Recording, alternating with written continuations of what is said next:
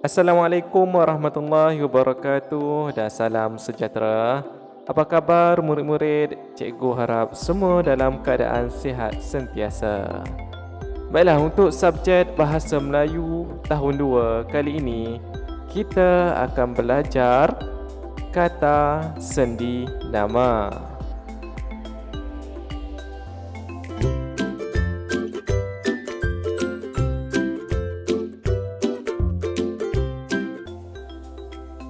Murid-murid bolehlah bersedia dengan buku teks Bahasa Melayu tahun 2 jilid 1 pada muka surat 58.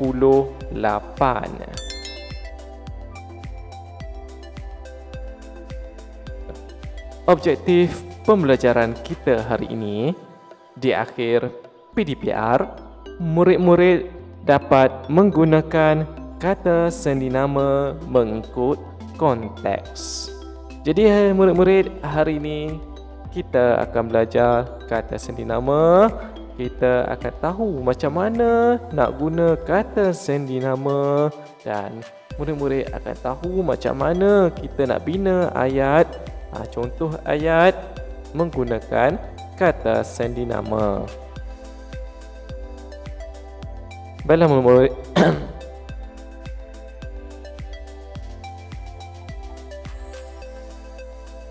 Murid-murid, ini adalah paparan bagi buku teks kamu, muka surat 58. Betul atau tidak? Betul kan? Jadi terdapat beberapa keping gambar di mana Hana yang perempuan ni yang berwarna tudung berwarna hijau ni sedang mengemas biliknya sambil bersenam. Murid-murid, aktiviti bersenam tidak semestinya dekat padang. Kita mengemas rumah, menyapu, sidai baju pun adalah salah satu senaman.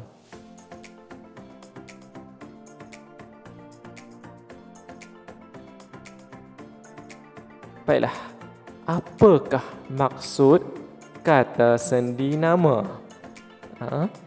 Kata sendi nama ialah perkataan yang letaknya di hadapan kata nama atau frasa nama untuk menerangkan kata nama atau frasa nama tersebut. Ingat lagi tak murid-murid, apakah yang dimaksudkan dengan kata nama? Ingat lagi tak? Kata nama ada dua kan, iaitu kata nama am dan kata nama khas. Ingat lagi tak murid-murid? Jadi cikgu ulang semula apakah maksud kata sendi nama ni. Kata sendi nama ialah perkataan yang letaknya di hadapan kata nama atau frasa nama untuk menerangkan kata nama atau frasa nama tersebut. Boleh murid-murid? Jadi ini ialah contoh kata sendi nama. Yang pertama, di, ke, dari, daripada, pada, kepada. Cikgu ulang. Di, ke, dari, daripada, pada, kepada. Murid-murid, jom kita lihat kegunaan dan contoh bagi setiap kata sendi nama. Bagi setiap kata sendi nama yang cikgu sebutkan tadi ada 6 kan? Di, ke, dari, daripada, pada, kepada. Sebenarnya kata sendi nama ni ada banyak lagi. Jadi apa yang kita nak belajar hanya 6 ini sahaja. Okay, murid-murid? Yang pertama, kata sendi nama di. Kata sendi nama di ni digunakan untuk tempat. Contoh ayat, Cikgu Jazlan tinggal di Kedah.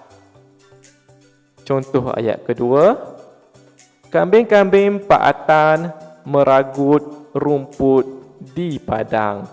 Jadi, di manakah tempat bagi ayat yang pertama ni? Bagi ayat yang pertama ni, Kedah iaitu tempat. Tempat. Jadi, perkataan di ni digunakan untuk menunjukkan tempat. Yang kedua, kambing-kambing ni ragut rumput kat mana? Dekat padang. Yang kedua, kata sendinama ke. Kata sendinama ke ni digunakan untuk tempat dan masa. Di tadi untuk tempat, manakala ke ni digunakan untuk tempat dan masa. Okey, kita tengok contoh ayat bagi kata sendinama ke ni. Daniel dan ibunya ke hospital untuk melawat neneknya. Gunaan kata sendinama ke dan hospital ini adalah tempat. Okay, murid-murid, tengok contoh ayat kedua. Perlawanan bola sepak itu berlangsung dari pagi hingga ke petang. Ke menunjukkan masa perlawanan bola tu yang berlangsung dari pagi hingga ke petang. Boleh faham tak murid-murid? Jadi untuk kata sendinama yang ketiga, dari. Dari ni digunakan untuk masa, arah dan tempat. Bagi mudah ingat, kita guna perkataan mat. Mat, masa, arah, tempat. Okay, contoh ayat bagi kata sendinama dari ni. Cikgu Suraya berasal dari Terengganu. Ini menunjukkan Cikgu Suraya ni lahir atau berasal dari Terengganu. Jadi tempat dalam ayat ni adalah Terengganu. Dan ayat yang kedua ialah adik merangkak dari hujung pintu sampai ke hujung bilik. Jadi penggunaan dari di sini adalah masa. Jadi penggunaan dari bagi ayat yang kedua ni adalah arah. Arah di mana adik dia merangkak dari hujung pintu sampailah ke hujung bilik.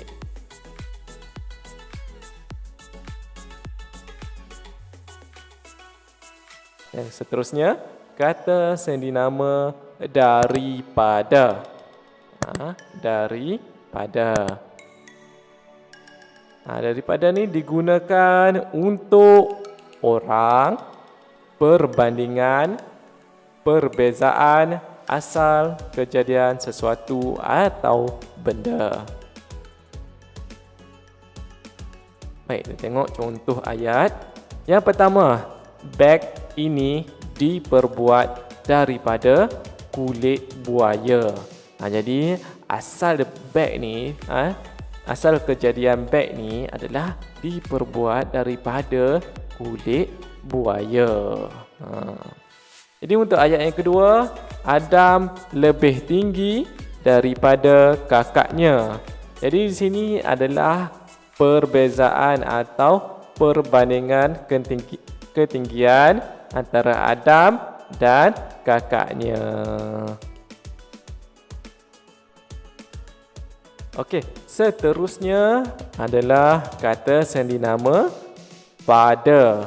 Pada. Pada digunakan untuk masa, orang, haiwan, abstrak dan benda konkret tertentu. Contoh ayat, Damia bangun pada pukul 6 pagi setiap hari. Di sini menunjukkan masa Damia bangun. Baik, untuk ayat yang kedua, Husna sayang pada kucingnya. Ha, maknanya sini adalah haiwan. Pada haiwan iaitu kucing. Husna. Husna sayang pada kucingnya. Okey, seterusnya kita tengok kata sendinama kepada. Kata sendinama kepada digunakan untuk orang. Digunakan untuk orang. Contoh ayat, surat itu dikirim kepada kawannya. Kawannya ni merujuk kepada orang. Okey. Dan yang kedua, suhu badannya meningkat kepada 39 darjah Celsius. Ayat yang kedua ni merujuk kepada ni orang ni yang di mana suhunya semakin tinggi. Baik murid-murid, cikgu dah terangkan kesemuanya. Cikgu dah terangkan ke enam kata sendinama. Jadi cikgu nak kamu merujuk semula buku teks kamu muka surat apa tadi? Muka surat 58 tadi. Jadi kita akan baca dan kita akan bincang sama-sama berdasarkan buku teks kamu. Baik, sudah bersedia dengan buku teks? Jadi untuk gambar pertama, cikgu pecahkan kepada satu persatu bagi memudahkan kamu tengok. Baik, gambar yang pertama tu, Hana di dalam biliknya. Dia hendak mengemas meja belajarnya. Kata sendinama yang digunakan ialah di. Baik, gambar yang kedua. Hana mengambil alat tulis dari atas meja dan di dalam laci. Alat tulis di atas meja lebih banyak daripada alat tulis di dalam laci. Jadi penggunaan kata sendinama di dalam ayat ini ialah dari, daripada. Kita tengok dari adalah arah. Arah di mana Hana ni dia ambil alat tulis ni atas meja dan di dalam laci. Manakala daripada ni adalah perbandingan. Perbandingan di mana Hana menyatakan alat tulis ada kat atas meja ni lagi banyak daripada yang ada di dalam laci ini. Boleh faham tak murid-murid? Jom kita tengok gambar yang seterusnya. Hana meletakkan barang-barang itu di bawah meja. Dia membuang barangan yang buruk ke dalam bakul sampah. Kata sendinama yang digunakan dalam ayat ini ialah di dan ke. Baiklah, jom kita tengok gambar yang seterusnya. Ibu Hana, tempat kosong. Beliau memberikan tempat kosong. Apa yang kita perlu isi? Kita mesti guna kata sendinama ke dan kepada. Okey, cikgu jawab. Ibu Hana masuk ke bilik Hana. Penggunaan kata sendinama ke. Ibu Hana ni masuk ke bilik Hana. Beliau memberikan apa? Cuba tengok kat tangan ni. Kat tangan Ibu Hana ni memberikan apa ni? Sehelai kain kepada Hana. Beliau memberikan sehelai kain kepada Hana.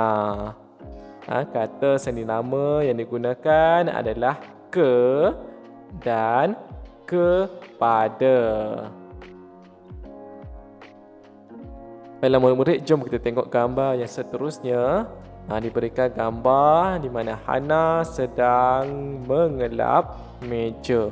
Mengelap meja menggunakan apa tadi? Menggunakan kain yang diberikan oleh ibunya tadi. Betul tak? Jadi macam mana kita nak bina ayat pada ni berdasarkan gambar ni? Jadi biasanya kalau kita lap meja, misalnya lap apa? Lap kotoran atau habuk. Contoh ayat yang sesuai ni ialah Hana mengelap habuk pada mejanya. Jadi kata seni nama yang digunakan adalah pada kat sini ya. Hana mengelap habuk pada mejanya. Baiklah, jom kita tengok gambar yang terakhir. Gambar terakhir ni murid-murid kena bina ayat sendiri berdasarkan gambar ni. Gambar ni menunjukkan Hana sedang susun buku-bukunya di atas meja dengan kemas. Jadi macam mana kita nak bina ayat?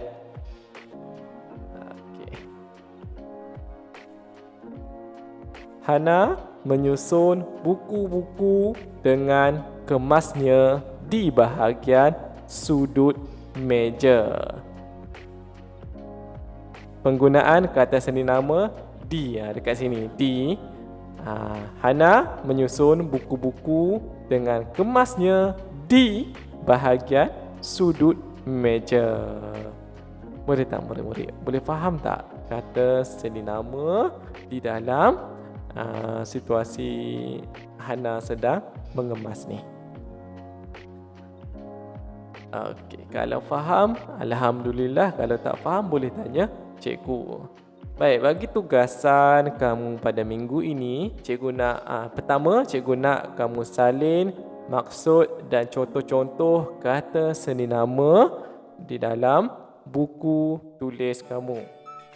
Boleh tulis dalam buku tulis kamu atau sekeping kertas A4. Untuk tugasan yang kedua, jawab soalan dalam buku aktiviti jilid 1 pada muka surat 68. Cikgu ulang semula untuk tugasan pada minggu ini. Yang pertama, murid-murid mesti salin maksud dan contoh-contoh kata seni nama di dalam buku tulis. Dan untuk tugasan yang kedua, jawab soalan dalam buku aktiviti jilid 1 muka surat 68.